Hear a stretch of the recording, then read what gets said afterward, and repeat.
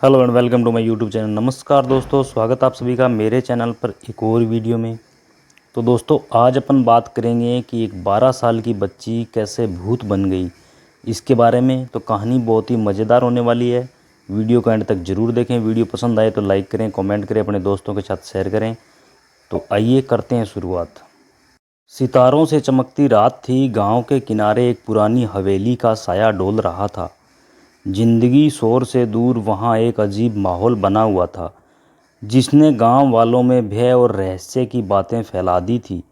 रात को उस गांव में हवेली में से किसी के चीखने की और रोने की बहुत तेज़ डरावनी आवाज़ें आती थी, जैसे कोई मदद के लिए पुकारता हो।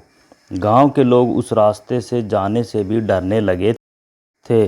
तब गांव के युवक विवेक और उसके दोस्त हर्ष ने मिलकर निर्णय लिया कि वे हवेली में रात बिताएंगे और उसकी रहस्यमयी कहानी को सुलझाने का प्रयास करेंगे। रात का समय आया और वे हवेली की ओर बढ़े। दरवाजे की ध्वनि से उनका हृदय कांप उठा, लेकिन उन्होंने अपना निर्णय दृढ़ रखा। हवेली के अंदर उन्होंने अजीब सी छायाएं देखी और वहां से गूंजती हुई सनसनाहट की आवाज़ आ रही थी। विवेक और हर्ष ने धीरे धीरे एक कमरे की ओर कदम बढ़ाए। वहाँ कुछ पुराने बर्तन पड़े थे। एक खिड़की से चांद की किरणें उन बर्तनों पर झिलमिला रही थी। तभी विवेक और हर्ष की नज़र उन बर्तनों पर गई तो उन्होंने वहाँ एक लड़की को बैठे हुए देखा।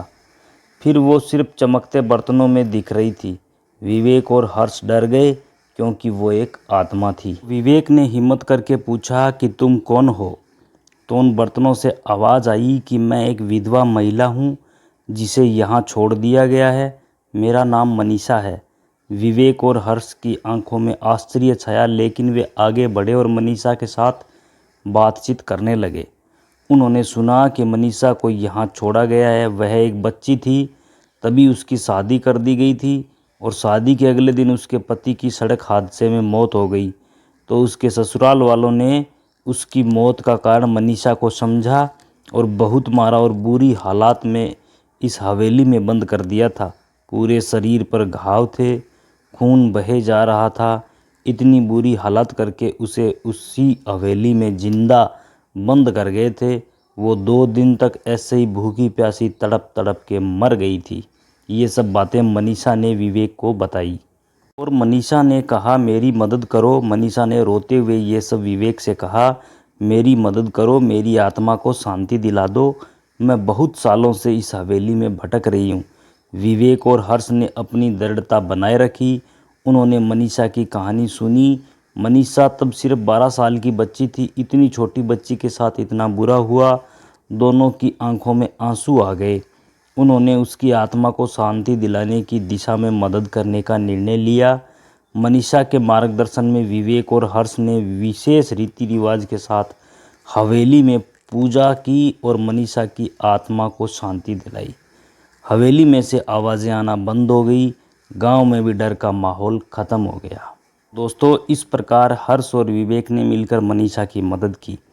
इस कहानी के माध्यम से मैं आपको बस इतना कहना चाहता हूँ कि हमें किसी के भी साथ कुछ भी गलत करने से पहले सोचना चाहिए।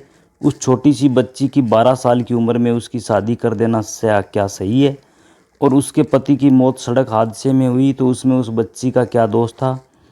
और उसके साथ इतना बुरा करा। इतनी उम्र की बच्चियों की शादी का मतलब भी नहीं पता होता। हमारे धर्म में लड़कियां देवी का रूप होती है और देवी के आने से घर में सुख शांति आती है। इसलिए हमें समझना चाहिए कि जिसके साथ जो कुछ भी होना होता है वो उसी के कर्मों की वजह से होता है। कोई माँ बाप अपनी बेटी आपको देते हैं तो उस बेटी की तरह ही रखना चाहिए। किसी की बेटी के साथ ऐसा नहीं करना चाहिए। धन्यवाद दोस्तों। अगर मेरी ये कहानी आपको पसंद आई हो तो कमेंट करें। वीडियो को ज़्यादा से ज़्यादा अपने दोस्तों के साथ शेयर करें। चैनल पर अगर नए हो तो चैनल को सब्सक्राइब कर बेल आइकन को प्रेस करें, ताकि आगे आने वाली वीडियो का नोटिफिकेशन सबसे पहले आपको मिल जाए। एक बार फिर से आपका धन्यवाद। मिलते हैं कल एक नई रोचक जानकारी के साथ अगली वीडियो में। तब तक के लिए आपका बहुत बहुत